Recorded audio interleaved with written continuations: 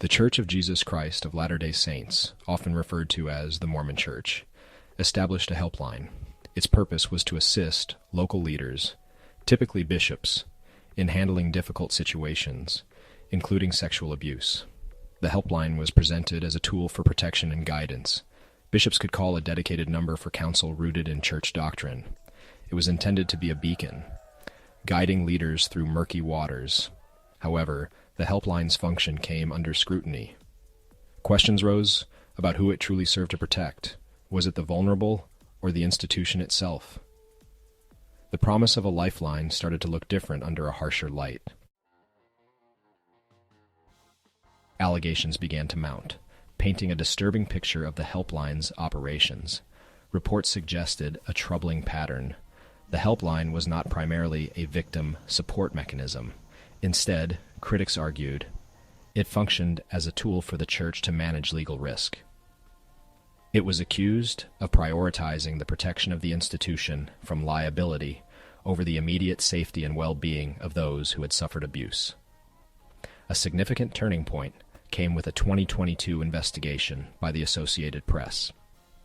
This investigation brought to light specific instances where the helpline's advice allegedly led to dire consequences.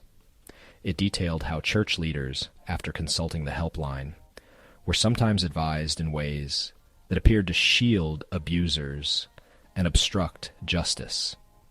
The AP's findings suggested that the helpline might be instrumental in diverting abuse complaints away from law enforcement agencies. This raised serious concerns about whether the church was enabling the concealment of crimes and failing in its moral, and in some cases, legal duty to report abuse to secular authorities. Further compounding these concerns were lawsuits, alleging that the Mormon Church had strategically staffed its sex abuse helpline. It was claimed that the helpline was operated through Kirton McConkie, the church's powerful, long-standing law firm. This arrangement, plaintiffs argued, inherently created a conflict of interest. The 2022 Associated Press investigation thrust a particular Arizona case into the harsh glare of public scrutiny. A local bishop learned that a member of his congregation, Paul Douglas Adams, was reportedly sexually assaulting his own 5-year-old daughter. The bishop, following church policy, reached out to the Mormon Abuse Helpline. The counsel he received from church attorneys in Salt Lake City who were staffing the helpline was startling. The attorneys reportedly advised the bishop that because he had learned of the abuse during a counseling session with Adams, it was to be considered a spiritual confession. This classification, they argued, legally bound the bishop to secrecy. He was, in essence, told not to report the ongoing sexual abuse of a young child to the civil authorities. The involvement of the law firm Kirton McConkie in the operation of the Mormon Church's abuse helpline is a critical aspect of the controversy. Allegations, supported by lawsuits, contend that calls made by bishops to the abuse helpline were effectively routed to attorneys at Kirton McConkie. This arrangement immediately raises red flags regarding the helpline's true purpose and objectivity. If that person is an attorney whose ultimate client is the church, their professional obligation is to protect the church from legal and financial repercussions. This setup suggests a system where legal strategy, rather than victim welfare, could dictate the response to abuse disclosures. The legal entanglements of the Church of Jesus Christ of Latter-day Saints concerning its handling of sexual abuse cases extended into significant financial disputes. A notable development occurred on April 6, 2025.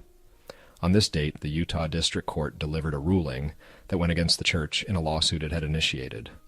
The church had sued its own insurance providers, National Union Fire Insurance Company of Pittsburgh, Pennsylvania, and Ace Property and Casualty Insurance Company, back in 2021. The core of this lawsuit revolved around who should bear the financial cost of settling sexual abuse claims. The specific case underpinning this insurance dispute originated in West Virginia. It involved allegations of child sexual abuse perpetrated by an individual named Michael Jensen. The underlying lawsuit in West Virginia accused the church of significant failures. It alleged that the church had failed to report a reasonable suspicion of child sexual abuse, as mandated by West Virginia law. Furthermore, it claimed the church did not adequately protect the children from their abuser, Jensen, despite presumably having knowledge or suspicion of his actions. The voices of survivors are paramount in understanding the true cost of the Mormon Church's alleged mishandling of abuse. For decades, many suffered in silence, their pain compounded by institutional responses that often felt dismissive or protective of the abuser. When these survivors do speak out, their stories are harrowing. They recount not only the initial trauma of the abuse itself, but also a secondary wounding inflicted by the church's systems.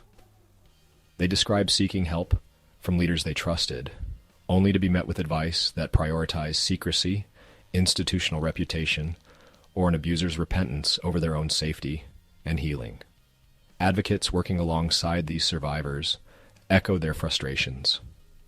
They point to a deeply entrenched culture within the church that, they argue, has historically struggled to confront abuse openly and effectively.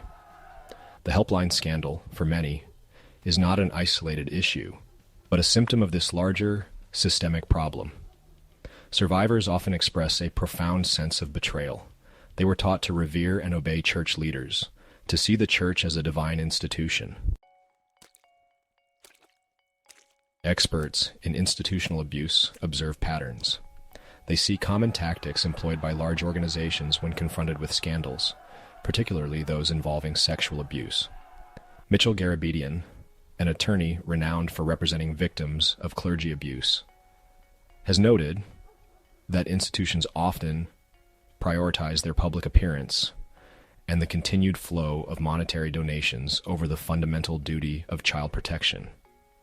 This perspective suggests that the actions of organizations like the Mormon Church, if the allegations are true, are not unique, but rather fit a distressing, well-documented playbook used by powerful entities to shield themselves from accountability and maintain their image. Wendy Murphy, another prominent legal expert and advocate, highlights the inherent difficulties in proving liability against institutions. The state of California became a new focal point in the ongoing saga of sexual abuse allegations against the Mormon Church. A 3-year look-back legal window, which temporarily lifted the statute of limitations for civil claims of childhood sexual abuse, opened the floodgates. Nearly 100 new allegations against the church emerged, filed by adult survivors who were now able to seek legal recourse for abuse they had suffered years or even decades prior.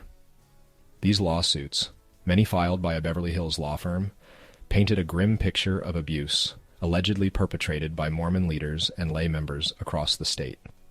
The claims detailed in these California lawsuits are deeply disturbing. They involve allegations of grooming, manipulation, and the sexual exploitation of children by individuals in positions of trust and authority within the church, including bishops and home teachers. A recurring theme in these lawsuits is the assertion that senior church leaders either knew or should have known about the abuse, but failed to take appropriate action to stop it, protect the victims, or report the perpetrators to law enforcement.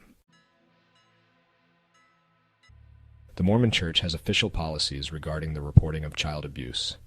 Its handbook for leaders instructs them to fulfill all legal obligations to report abuse to civil authorities. It also outlines steps to stop abuse and help victims. On paper, these policies appear to align with societal expectations and legal requirements for child protection. However, the recurring allegations and the evidence presented in cases, like Paul Douglas Adams's, suggest a significant disconnect between stated policy and actual practice. The Church of Jesus Christ of Latter-day Saints now stands at a critical crossroads. Mounting allegations and court rulings have created undeniable pressure for change. The Helpline scandal raises concerns about the Church prioritizing its protection over member safety. Continuing secrecy and legal defensiveness is untenable. Calls for reform are clear. Complete transparency. Open records, cooperate with investigations, and end secrecy. Transparency is the bedrock for genuine reform. Systemic changes are needed to prioritize victim protection.